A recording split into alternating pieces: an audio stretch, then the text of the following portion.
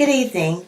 My name is Christiane Guinard. I am pursuing my master's degree in special education and general ed ages 1 through 6 at Touro College.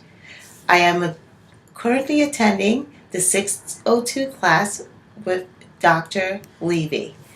Today, my presentation is on differentiated instruction.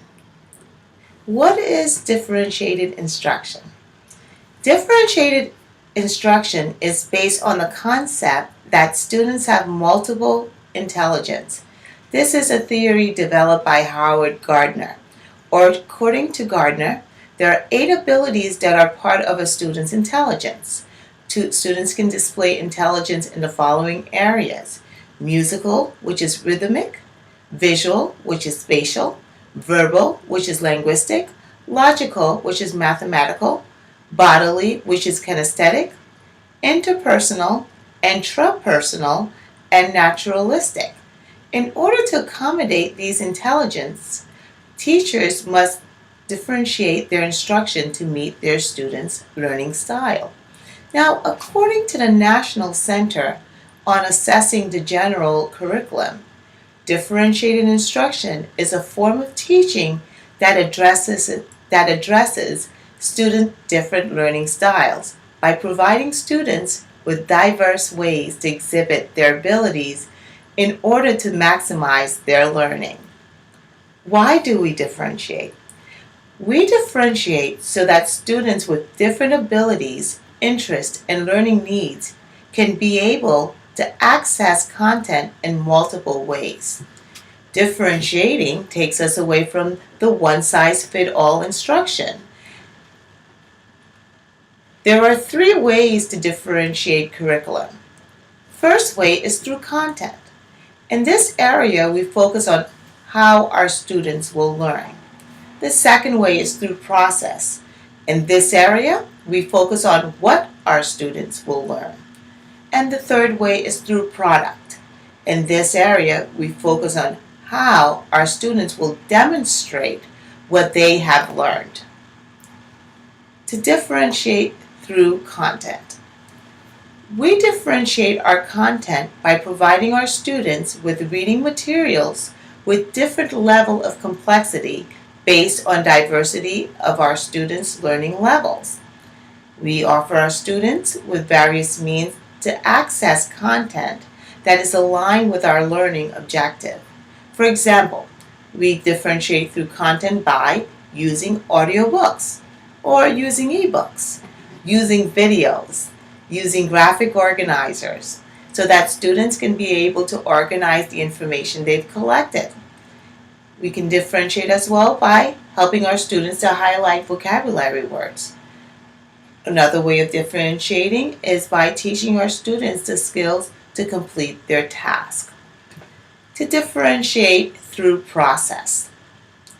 To differentiate through process, that is done through the way we plan our lessons and our student activities in order for our students to meet our learning objectives. Now, we can do that through flexible grouping.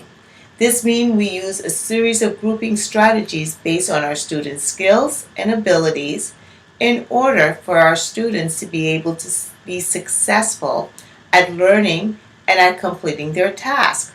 This can be done through cooperative grouping, which is students of various strengths and skills are grouped together to learn from each other and complete their task as a team.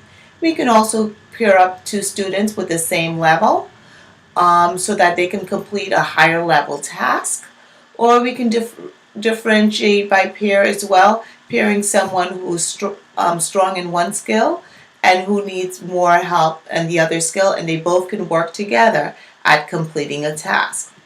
We can also differentiate through individual activity. This allows students to work on their own. We can create interest centers. Through this process, students are able to work on an activity that's aligned with our learning objective based on their own interests. We can do level-tiered activities. In this area, the task is aligned based on students' understanding or knowledge of key concepts. Activities can be tiered based on level of difficulty. We can also differentiate through process by setting our pacing. This is the amount of time given to students to complete their task. We can differentiate through process by providing our students with options based on their learning styles or interests. To differentiate through product.